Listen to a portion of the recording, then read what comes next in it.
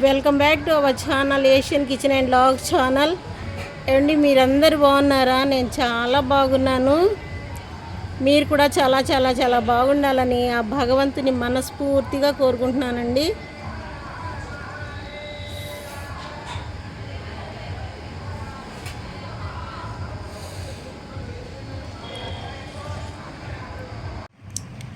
చూడండి, ఈరోజు నేను గోంగూర పచ్చడి చేస్తున్నాను. గోంగూర రోటి పచ్చడి చేస్తానండి.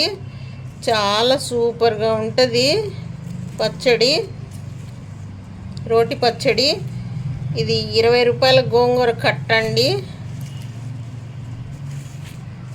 ముందుగా ఈ గోంగూరని ఇలా కట్ చేసుకోవాలి. ఆకులన్నీ కట్ చేసుకోవాలి. కట్ చేసుకొని 2 సార్లు కడుక్కొని ఎండుమిరపకాయలు వేసి గోంగూర పచ్చడి చేసుకుంటే చాలా సూపర్గా ఉంటుందండి. తాలింపు పెట్టినా బాగుంటుంది, పెట్టకపోయినా బాగుంటుంది. రోట్లో పచ్చడి చేసుకుంటే చాలా బాగుంటుందండి. ఈరోజు నేను మీకు చేసి చూపిస్తాను, చూడండి. ముందుగా ఈ గోంగూర మొత్తాన్ని కట్ చేసుకోవాలి.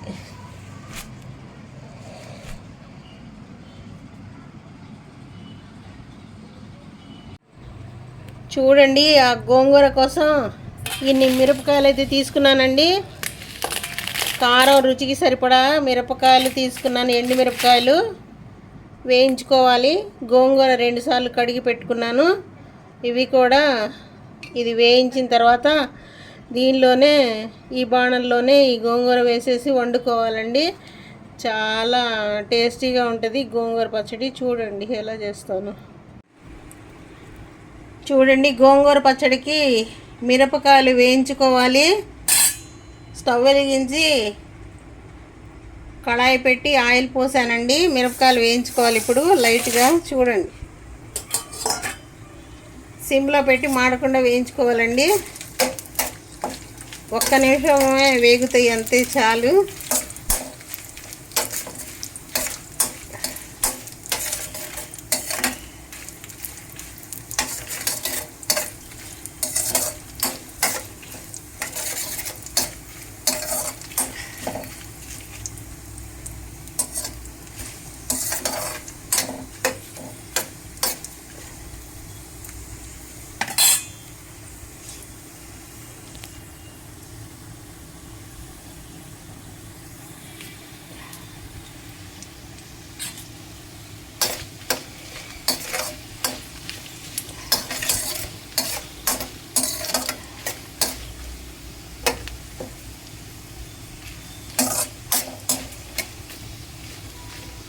వేగిపోయినాయండి, ఇంకా తీసేసుకోవాలి.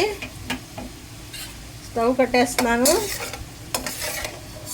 ఇంకా మిరపకాయలు వేరే బౌల్లోకి తీసేసుకుంటున్నాను.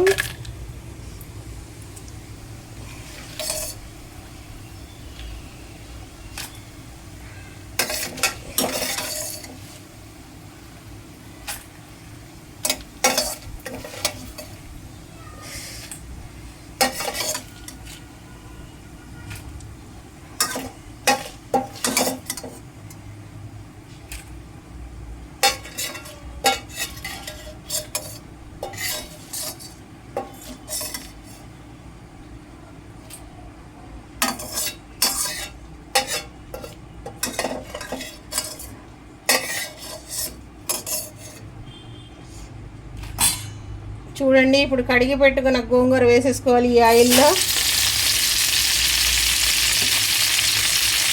గోంగూర వేస్తున్నాను.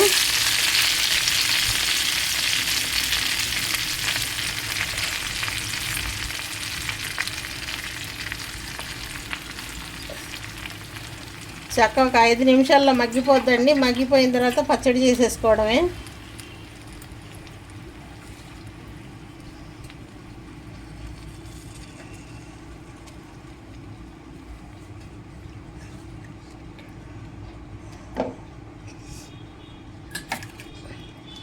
ఐదు నిమిషాలు మగ్గాలండి.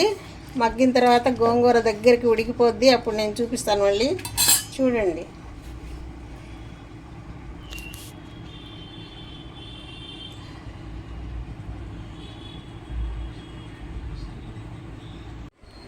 చూడండి, రోట్లో గోంగూర పచ్చడి చేస్తున్నాను. చాలా కమ్మగా ఉంటుందండి ఇలా చేస్తే. మిరపకాయలు వేయించుకున్నాను, గోంగూర కూడా వేపానండి నూనెలో. ఇంకా పచ్చడి చేసేసుకోవడమే. చూడండి, ఇలా చేసుకోవాలి. ఇప్పుడు నేను ఎండుమిరపకాయలు వేయించి వేస్తాను రోట్లో.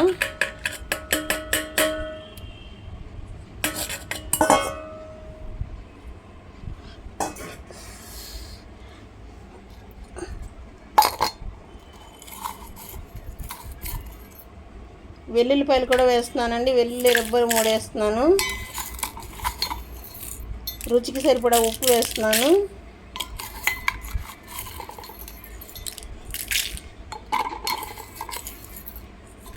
రుచికి సరిపడా మాత్రమే వేసుకోవాలండి.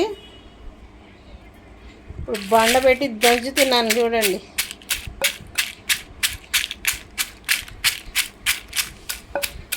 దంచి నలిగిన తర్వాత గోంగూర వేసుకొని దంచుకోవాలి.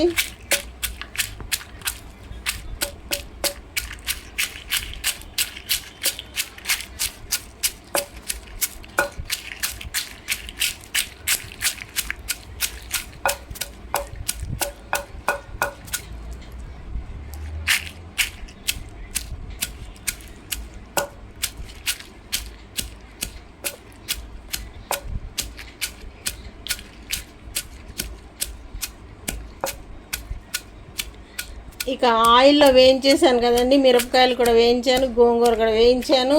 ఇంకా తాలింపు పెట్టుకోక్కర్లేదు. ఈ మిరపకాయలు బాగా కొంచెం నలిగిన తర్వాత గోంగూర వేసేసుకొని ఇంకా దంచేసుకోవాలండి. పచ్చడి రెడీ అయిపోతుంది. చాలా టేస్టీగా ఉంటుంది ఇలా చేసుకుంటే పచ్చడి. చూడండి, మళ్ళీ చూపిస్తాను నేను మీకు. చూడండి, ఎండుమిరపకాయలు నూరేసాను, గోంగూర కూడా వేసి నూరేసానండి. ఉప్పు చాలకపోతే కొంచెం ఉప్పు వేసుకున్నాను. ఇంకా ఉప్పు వేసి దంచుతున్నాను.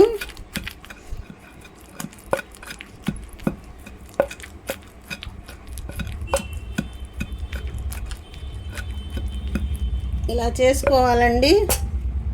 ఉప్పు సరిపోకపోతే ఉప్పు వేసుకోవాలి. నేనైతే టేస్ట్ కూడా చూశానండి, చాలా టేస్టీగా ఉంది.